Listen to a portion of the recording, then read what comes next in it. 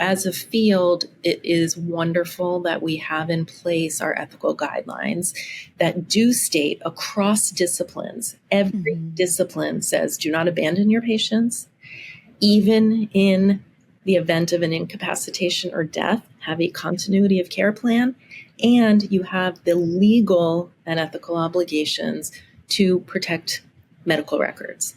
Therapists, there are so many different facets of this profession and how to conduct it ethically.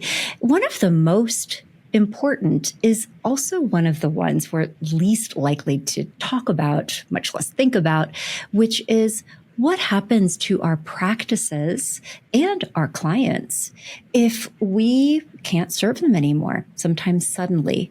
This is a difficult thing to think about. Nobody likes to, but that's why we're doing it on today's episode of Love, Happiness, and Success for Therapists with our special guest, Dr. Robyn Miller, who has devoted her career to helping us clinicians figure out how to do this ethically and well. Dr. Miller, thank you so much for joining us today. Thank you so much for having me, Lisa. I'm excited to be here. Oh, well, thank you so much for doing this with me because honestly, I learned about you and what it is that you do through a professional organization that I'm part of.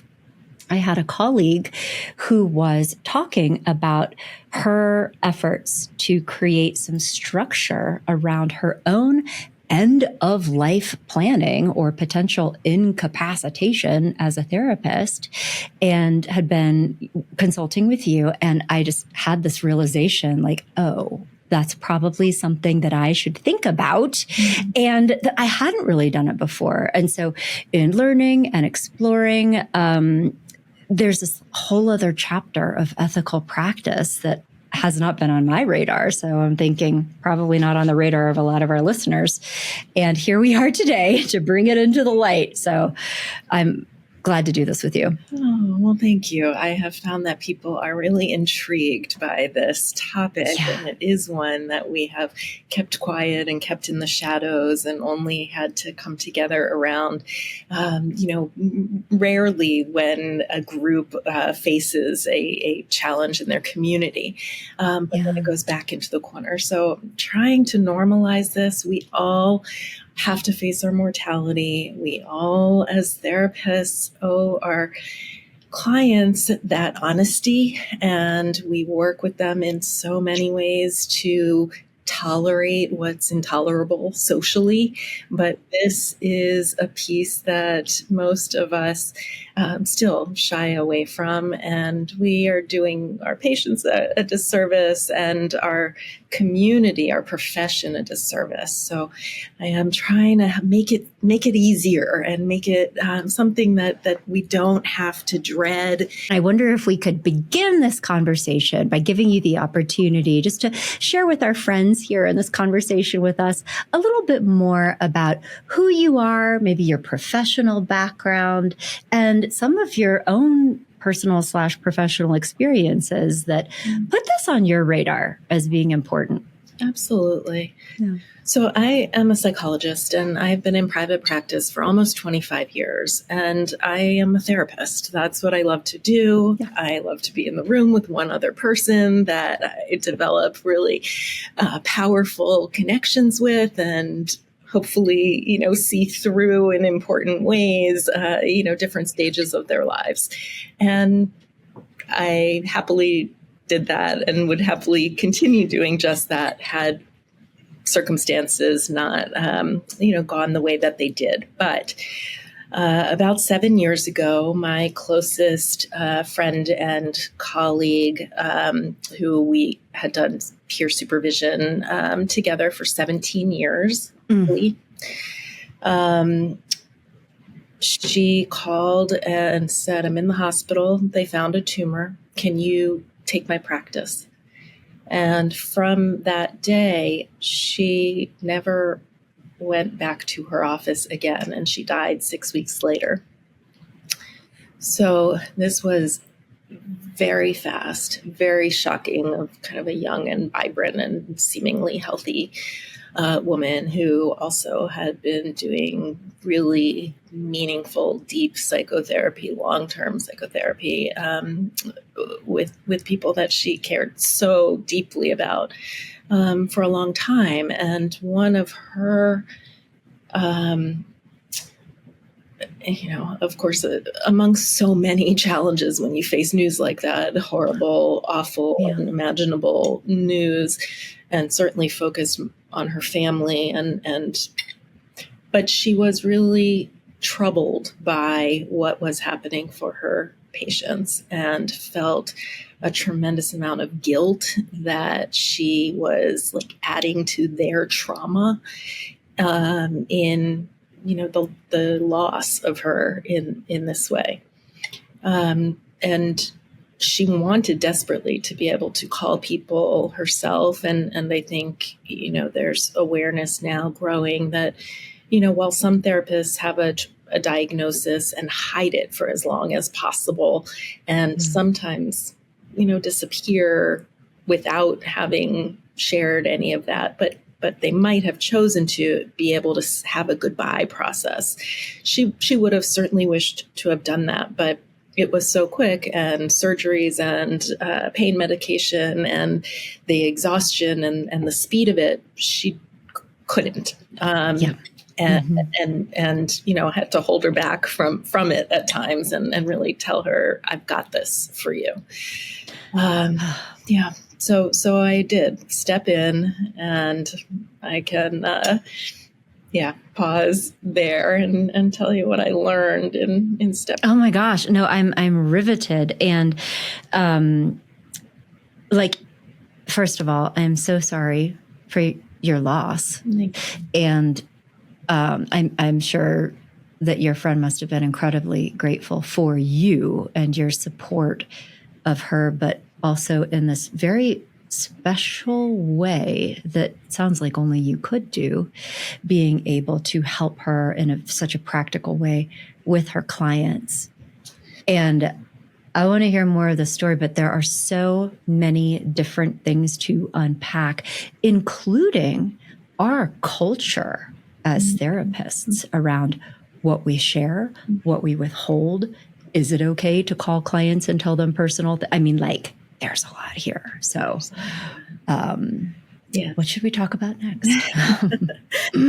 Well, I think the experience of sharing the news with her patients and what I learned from that, and learned from what they need, and then from what happens after that around the business aspects of things, the medical records that need to be retained, all of the complex threads that we all have as part of our own practice and very personalized ways of working that need to be untied and resolved by someone who doesn't really know how you do what you do, and how hard that is. And as I shared that story, the path that I've sort of veered off of as a psychologist in the field into this professional will and planning for emergencies for your practice, it evolved because people reacted to my story with all kinds of shock and horror and surprise and guilt, and feeling like, oh my goodness, I never thought about this. Who would do that? And that sort of led to writing some more and training some more, and the interest in bringing this to the light has really been neat to see, and a very sharp, unexpected turn for me to be. No, but I mean, much needed. And you saw this space in our professional support system really is what you're talking about. And that somebody needs to do something. Guess it's going to be me. And that you stepped up, which I think is amazing. So I'd love to talk more about that. But would you mind taking us back into that story and helping me, our friends here, understand what you actually did? Yeah. in that role as your friend was dying? Yeah. So I want to preface what I did with the disclaimer that my friend was still alive and could tell me what she wanted me to do. So what I did was probably more comprehensive than what most people are able to do when they just are thrown in the situation of somebody passes away unexpectedly and you have to figure it out yourself. I had guidance from her, and I also had her on my shoulder, and I wanted to give her comfort. So it pushed me to go maybe to lengths that maybe I wouldn't have gone had she not been there. I don't know. But I say that because certainly that's helpful. Try hard in all kinds of circumstances and can't do all the things. Yeah. Right? The context of this loving relationship with somebody who was asking for specific kinds of help changes the way that this looks in your story. It does. And it gave me a model for like the ideal in the worst situation. What is the best, the very best way to be able to handle this? And that became the roadmap for me for how to teach people what to think about and what to try to set up the best way that you can ahead of time. And she, taught that to me with her own grace and gratitude and devotion to her patients and what she wanted for them. And really showed me how we need to think about this as therapists, not as, anything else, not as business owners, not, but lawyers, right? We are people who have deep relationships with people, and what is more a part of a long relationship than illness and death. And we have to own that, I think, if we do this work in a meaningful way. So I can answer your question. So after my friend who I'll call Dr. B, told me the news and as it evolved, kind of what was going on, I met with her as quickly as we could, and she gave me a very brief synopsis of each person that she was currently working with and their names and phone numbers. And I was her practice executor within her professional will. So the boundaries of confidentiality are kind of managed within that. I'm kind of working for her practice in that way. So I know people have a lot of questions about HIPAA and can you, give someone else your patient's names. And there are ways that this emergency situation allows for that. So she gave me what's going on with them. How are they probably going to respond to this news about losing her? Who did she think they might be able to work with in the future if they were willing? Sometimes she gave me instructions so detailed, and this was so loving on her part. Only call this one college student on the weekend because they're going to be home visiting their parents, and it will be a lot better for them to hear this news when they have their family support. This other person who is facing a medical issue of her own can't handle this right now. Do not tell her until 6 weeks from now, after she's going to be through this other thing. And so we worked out a plan where I told her as little honest information as I could at a time. She is ill.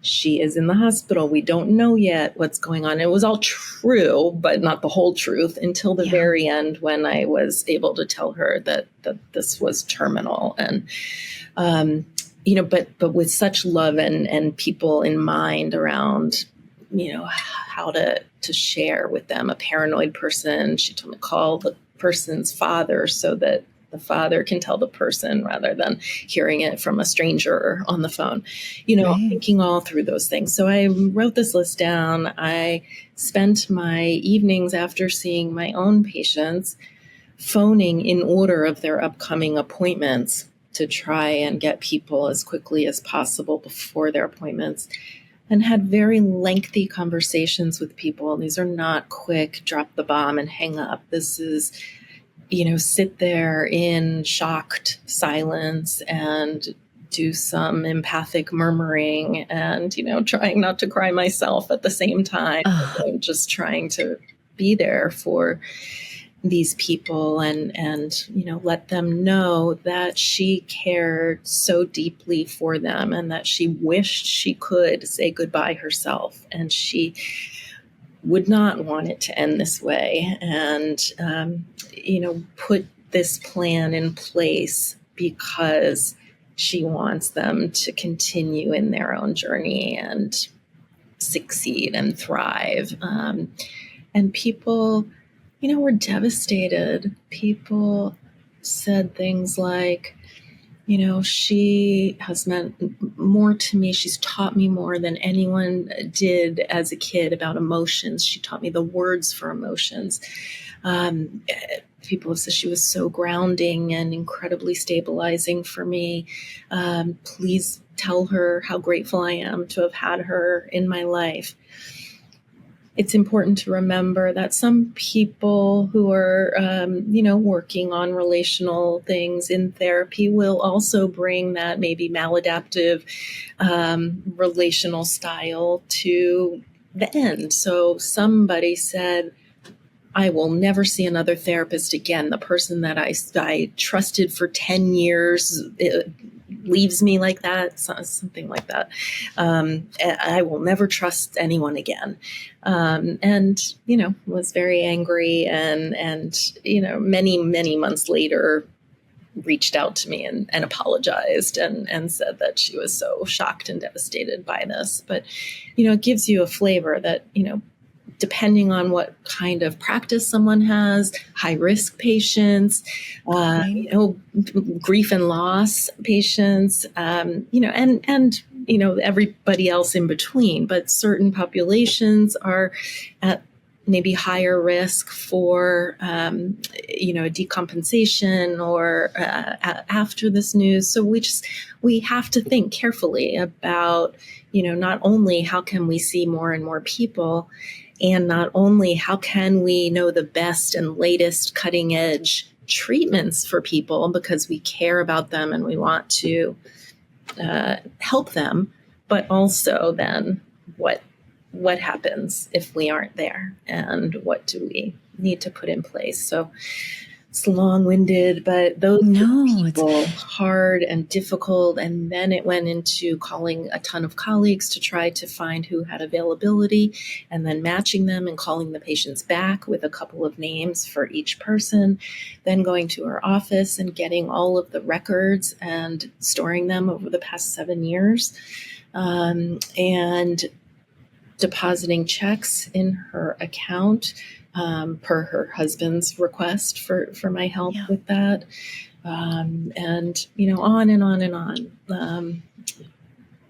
And, one of the hardest parts for me was my own personal grief at the same time. I can imagine, it isn't that you were a paid executor doing a job. This was one of your very best and most beloved friends, and you were in that space yourself and also in a very personal way trying to offer support to her clients. I am very grateful that I had the opportunity. I do think I brought her comfort in the end, which was a gift for me to be able to do, because we all feel so powerless when someone we love is going through something hard. So in that sense, I'm very grateful that I could do something. But it was also just incredibly gut-wrenching and exhausting and overwhelming. And I do feel deprived a bit of my own process of saying goodbye to her, because it was all business. Our final interactions were really about, okay, this thing and the next, and what do you want me to do about this? And so I feel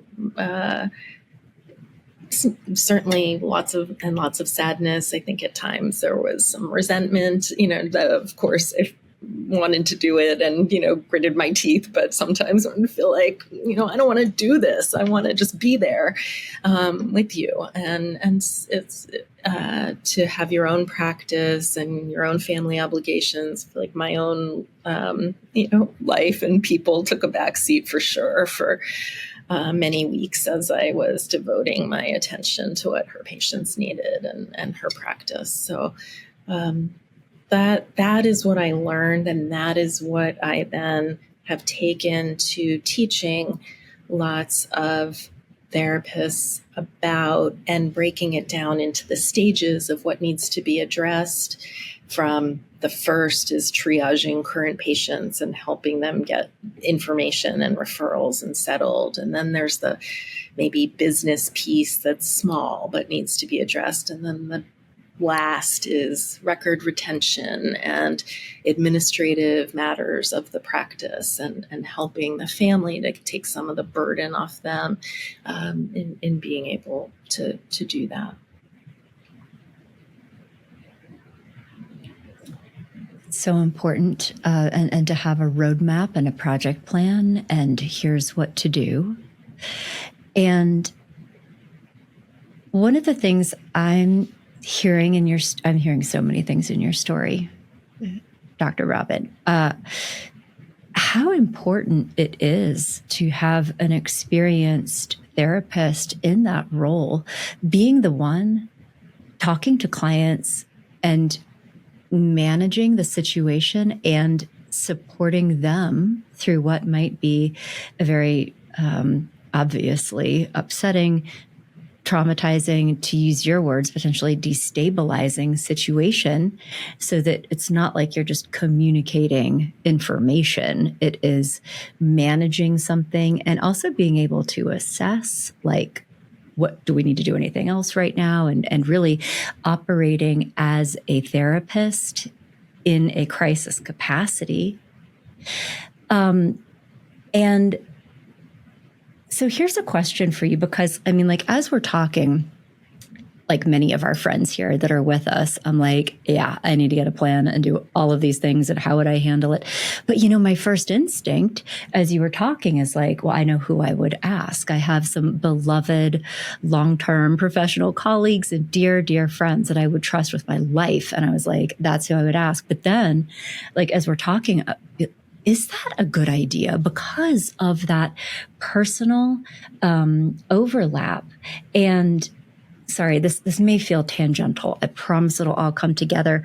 Another thing that I've been thinking about and talking about a lot lately, and even released another podcast on this topic, was the way that being in this profession changes us in a lot of ways on a personal level, and some ways are annoying, and maybe some ways are kind of funny. But this is a facet that I hadn't even considered before. End of life situations, when our friend, our beloved friend and colleague is in trouble and needs help, and we need to operate in a professional capacity at the expense of our own grieving and meaning making and adjustment process, like that is another facet of this profession that might be very different from that of other people. And so now I'm being long-winded, but like, based on your experience, would you advise having a person who is not your most beloved friend in that role of being the doer and the talking to clients person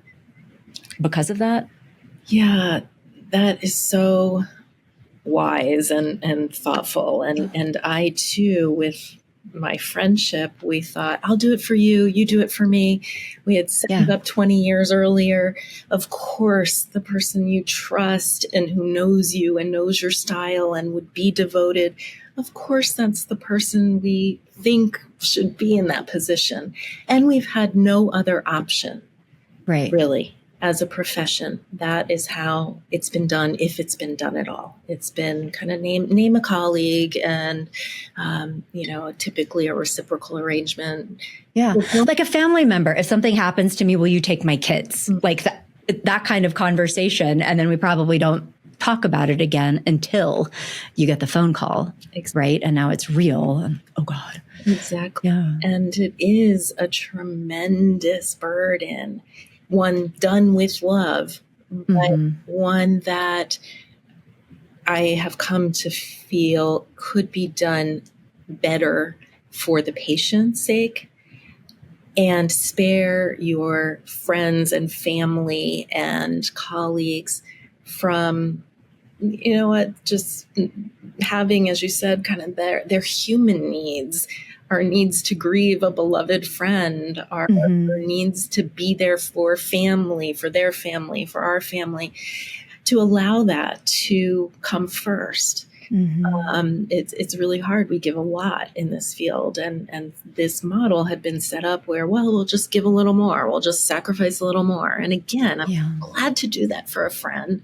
but why is that the only way to solve this problem? So I think you're right. While it would give us comfort to say, my best friend would do this for me, it doesn't help our patients at all. They don't care. They want to know what's going to happen to them and who are they going to see. And someone like me, who was trying so hard not to cry on the other end of the phone and then would hang up and cry, while I think I did a pretty good job, I think someone with a clearer head might have done a better job responding to, their needs and not having been so enmeshed in the situation as I was. So I've completely come to what you're saying, that it shouldn't be a best friend. It certainly shouldn't be a family member. A lot of people say to me, oh, my daughter's a social worker, she'll do it. No, do not leave this for your spouse, for your adult child, for your best friend. You do not want them to have to face this at a time of crisis. It's an incredible, overwhelming, difficult, time-consuming burden.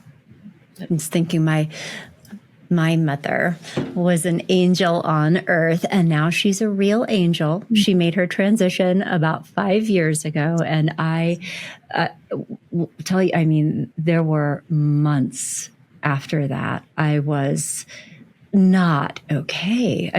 Really not, I got out of bed, I took care of my kids, I did the things, but the level of trauma that type of loss inflicts on you, mentally, emotionally, spiritually, to do the type of work, the professional work that you're talking about, really is too much at the same time. It is.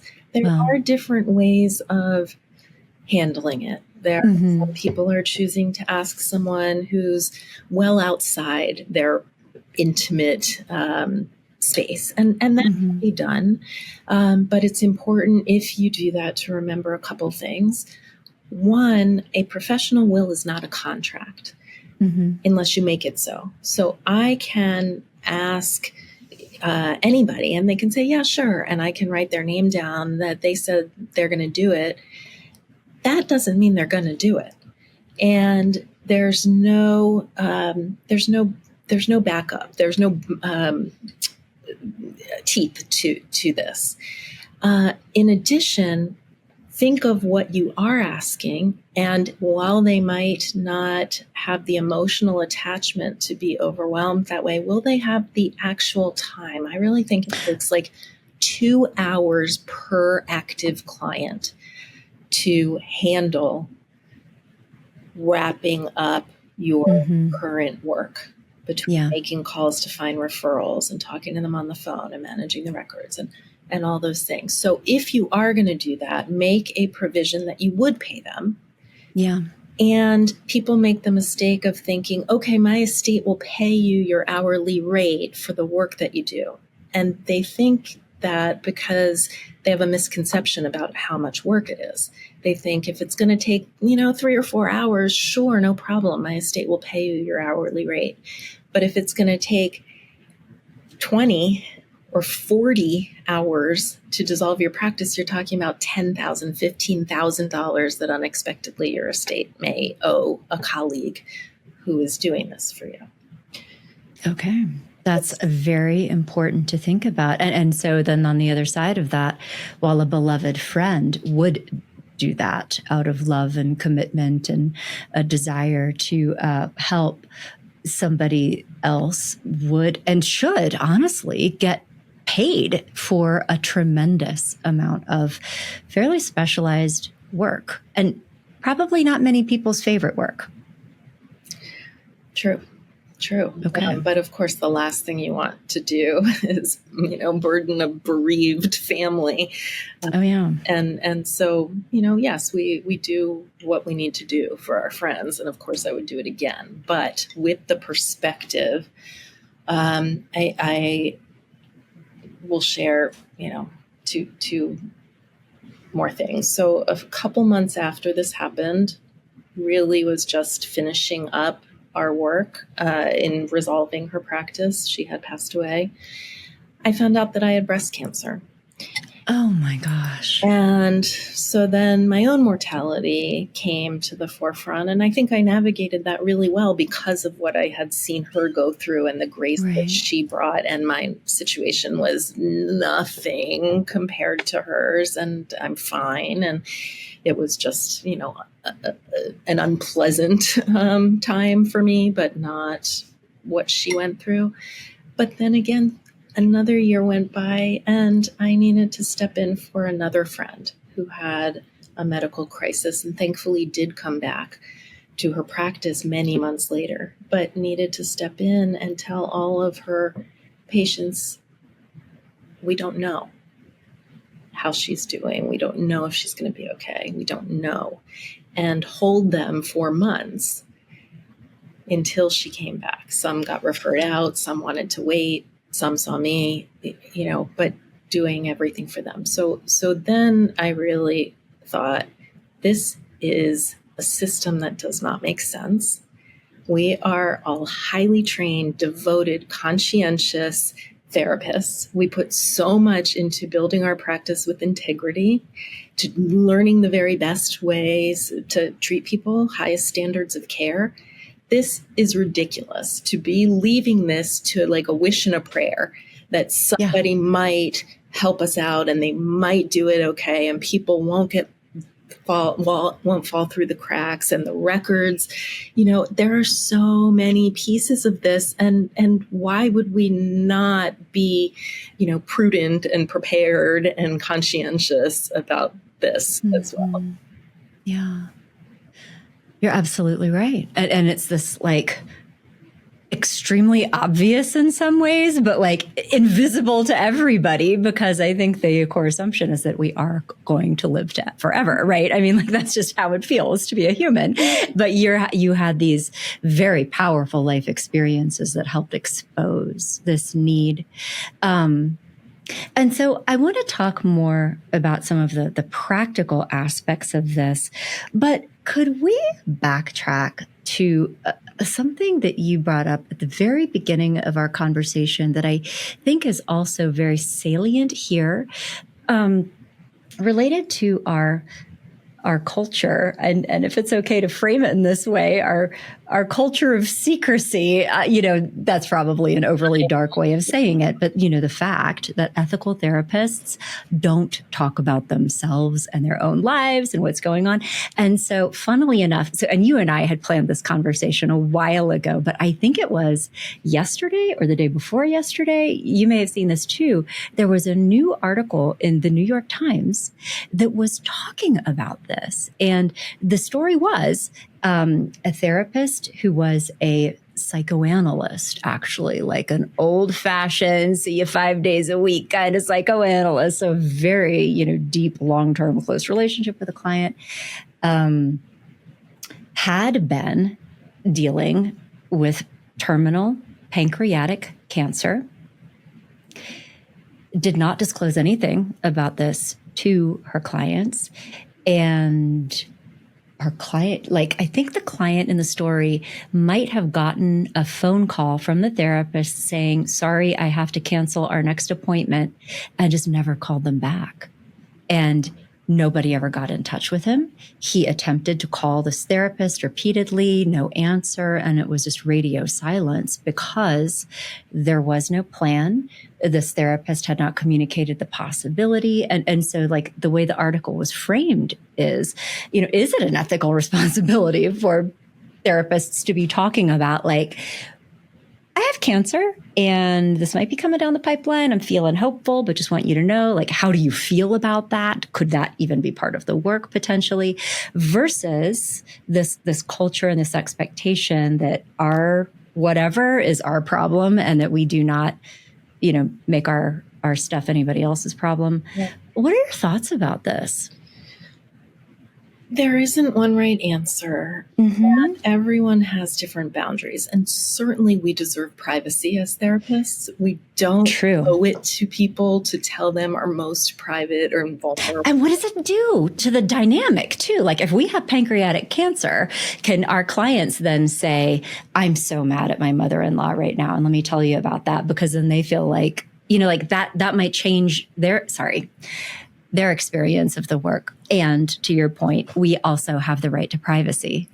We do. And so there is a fine line in how it's handled and what our responsibilities are. Some people feel absolutely comfortable sharing, and that's fine. If that's your style and that's how you work with people, that's fine. If you are more reserved and boundaried, like I am, and Dr. Me too. Is, it's more complicated. It's difficult. And, in my circumstance, I knew I was going to be taking a chunk of time off, about 6 weeks off of my practice. And I struggled with, how open to be with people. After your own diagnosis? Yes. And so, I said, I'm going to be having a medical procedure and I'm going to need to take this amount of time off. And I left it to them to either ask me about it. And if they did, I answered simply but honestly. And if they didn't, then, we talked about how they felt about that, but I didn't tell them the details. And so that was my solution. That's not for everybody, but the point of what you're saying with that article is that when we know, and this is complicated too by age, there are aging therapists, a lot of them, who don't recognize their own cognitive decline.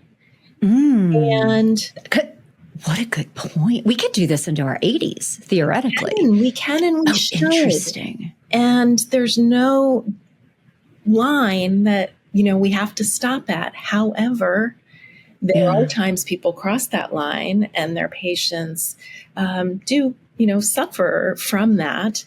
And where is our responsibility and how do we execute our responsibility? So that's one way. But yes, in, terminal diagnoses, we don't know how long we have. We may want to practice as long as we can, and we know where that endpoint is going to be. Are we allowed to do that? Do we owe it to our patients to retire early? There's no one right answer, I think, other than honesty. I don't think, again, you don't have to tell all the details, but when you are at a certain point and you are expecting that this is going to impact them in a significant way, even though you don't know exactly when, that you owe it to them to tell them that.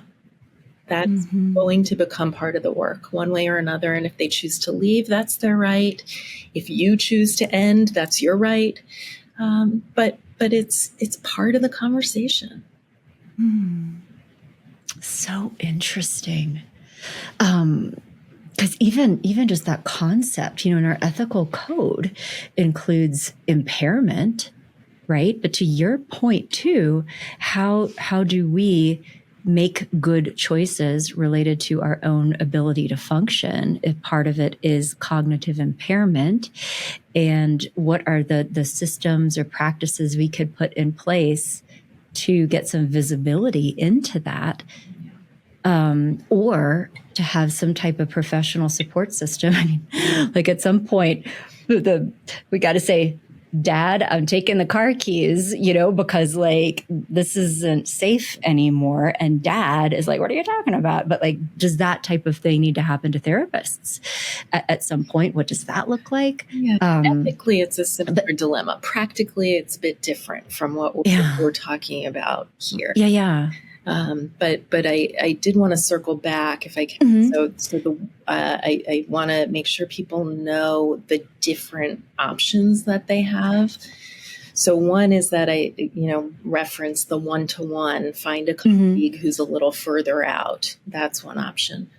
Another option is a group support system. If you have a peer group and everybody comes together and says, we will all cover any one of us, that's better because you're spreading the burden. There are some challenges with that too around confidentiality. You don't know who these other people know, and maybe they know socially some of your patients. Maybe there's a gap, a lapse somewhere in having a lot of people involved in confidential information, or something a ball may be dropped as other people think the other person's doing it. But that is a way to think about it, and documenting precisely what everybody needs themselves, and so that the others understand what would have to be done. And then there's the new solution that I have tried to create in response to all of these problems, because as I said, I think, as a field, it is wonderful that we have in place our ethical guidelines that do state across disciplines. Every discipline says, do not abandon your patients. Even in the event of an incapacitation or death, have a continuity of care plan. And you have the legal and ethical obligations to protect medical records for a long period of time. So those are the things you have a duty to plan for. Absolutely. And how do you do that? How can we as a profession not just say, you have to do this, but every one of you figure it out on your own. Figure out how to solve this problem yourself with a DIY will from the internet and begging your beloved to promise to step in for you. I mean, that's ludicrous that this is what the system has been. Wow. And I want to talk about the solutions that you have been working on, and also want to highlight a theme that we talk about regularly on this show, which is the importance of having a professional support community. Even what you're just talking about, a long-term professional consultation group that is also maybe friends, but where there's so much that could mobilize at the end of life or incapacitation or even death to share some of the burden, solve those problems, but also to have people who know you well enough and love you enough to say, hey, you're not okay. Give me the keys. Like, that can even be very protective. And so here is another reason, my friends, to, if you are not part of a solid professional community, it is very important on so many levels that we create that for ourselves as part of our long-term wellness plan to make sure that this is a sustainable profession, to get feedback if we are maybe not thinking about clients, all the way through, to get that kind of consultation support. So I personally believe, Dr. Robyn, that is part of what this profession requires. And I think our conversation today just helped me understand another facet of that I hadn't really considered fully before. So thank you for just giving me a moment to say that out loud as an overall best practice here on many levels. But so tell us more. So you were confronted with these very real problems multiple times with friends, with your own life. And it was like the universe was saying, no, really, we need to think about this. What you going to do? And so take us into what that turned into for you professionally and how you started more actively working to meet this need. Yes. So it really took a turn. Like I said, in the past couple of years, I started offering trainings and writing about my experience and thinking a lot about how we need a better solution and what would that look like. And it led to the development of a therapist professional executor service called TheraClosure, which I created with my partner, Evan Foreman, also a psychologist. And we racked our brains to come up with practical solutions to each problem along the way, starting with who's going to do this for you. We step up. We will do this for you. That is the service. We are the professional executors. We know how to do it. We are not your best friends, but we are compassionate clinicians who know how to talk to patients about issues of loss. We know how to find referrals. We know what the laws are about medical records. We know how to get the practical pieces done and how to support a family so that they don't have to come in and deal with all the mess of your practice. So that's the starting point. We'll do it. We farm out our advertising and our billing and our social media and everything else. We say, I don't really know our legal, I don't really know about this. I'm going to pay someone to do this for me to do it right. Why should this be any different? We all don't need to figure it out ourselves. So starting from that point, we created a process by which it's professionalized and fairly automated in a sense, so when people want to work with us, we sit down with you, we meet with you for an hour. We want to know what kind of therapist are you and who do you see and how do you work with them and what would you want for them if you were not available to them unexpectedly, and how would you want them notified, and what are your personal boundaries, because the patients will ask, oh my God, what happened? And are they okay if they're sick? And can you update me? And can I attend a service if someone has died? And people have, therapists have very strong personal opinions on this, and we want to get it right. We want to act as your best friend would to represent you to your patients, to let your patients know you care about them deeply. And this circumstance, whatever it is that has happened to you, is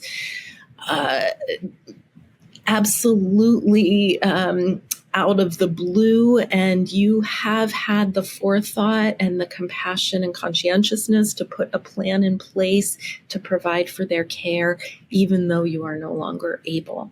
And I have found that people who see that and know that walk away feeling absolutely lost. There's no way to prevent loss of someone who's so important in your life, but we can prevent traumatic loss. Like you said in the article, there are so many stories of people who never get called, people who are left thinking, maybe it's me, maybe my therapist gave up. Was it something I said? Yes, and people are really devastated and angry. I have spoken to so many people, interviewed people whose therapists have died unexpectedly, and they carry a lot of rage and resentment when there wasn't anything in place, kind of feeling like, hey, this person that I really trusted and thought was a conscientious, caring person. Of course, I can't expect that they would live forever, but I did expect that I would, get a call. Someone would tell me what happened. Somebody would. And I can't tell you how many people have no idea what happened to their medical records. I hear stories about a widow who didn't know what to do with the medical records and put them in the recycle bin on the curb, and a storm came and blew them all over the neighborhood. And then there was a licensing complaint. That we don't think, like, who's going to come and know what to do with those boxes of files you've had in your basement for ever, or, in your practice or your EHR, who's going to get in to find your patients? Do you have a solution for who's going to get those passwords? What about the two-factor authentication? Who's going to be able to find your phone to get that code, to give it to that person so that they can actually get in? Because you might also come up with a great plan, but in the end, somebody can't get your patient list and their phone numbers. Yeah. There are so many details, and we kind of take people through all of the questions and come up with an ironclad plan. And then we provide a professionally, legally reviewed professional will that names us as the practice executor. It is a contract, so we are legally bound to perform this service for you if needed. And you can practice in good health forever, hopefully, just knowing in good conscience you've done your diligence to protect your practice and your patients and your family, just in case. And it's like professionalized. Spend 2 hours and a little money because, it's worth it. You're worth it. Your practice is worth it. Your patients are worth it. To just say, like, I've done this. I'm good. I'm covered. I've done the right thing. Thank you so much for explaining all of this, but also for seeing the need, stepping up, and developing a better solution that is much needed. And also, and I'll just ask this question for listeners, our friends with us who might be thinking the same thing. I'm curious to know if your offerings involve different almost tiers, like maybe one is where you guys are actually the executors and come in and make the phone calls and the referrals and do the work, or if it's possible to work with you to develop a plan that then you might take to your professional consultation group and be like, here's what I think we should do to support each other, and obviously like pay you for that service. Or is it, are there options here? Well, we are set up to be comprehensive. We are the comprehensive solution. Got it. So there are lots of, will templates on the internet, but they may not fit your unique circumstances. And there are places to go to read about things you need to, maybe think about. And so we want to specifically fill the gap around who will do this and do it really comprehensively and ethically, and will spare your friends from it to be the ones to do this. No, I get it. And, to your point earlier, that there does actually need to be a contract for any of this to be meaningful, that otherwise it's a good idea, it's a plan, but the comfort comes from knowing who will actually follow through and make sure that this gets done during a time where there will, by definition, be a lot of chaos and emotions and confusion, so that this ball does not get dropped. Exactly. Yeah. Oh my goodness. Well, Dr. Robyn Miller, thank you so much for spending this time with us today and sharing your story, and also talking about how you can help solve this problem for therapists. And will you tell our listeners just more about where they can connect with you, or how they might learn more about you and your services? Absolutely. Yes. All kinds of information is available on our website, TheraClosure.com, THERA, like Thera, and closure. And you can read all about the ways that we handle different pieces of the plan and how we make it unique to each person. Some people have paper records. We have to figure that out because we do only take custody of digital records. But we have solutions, and we want to come up with the plan that's going to work for each person. Amazing. Well, thank you again so much. It's been a pleasure just visiting with you and getting to know you, and I appreciate your mission. Thank you. Thanks so much for sharing and spreading the word to your listeners. Appreciate it.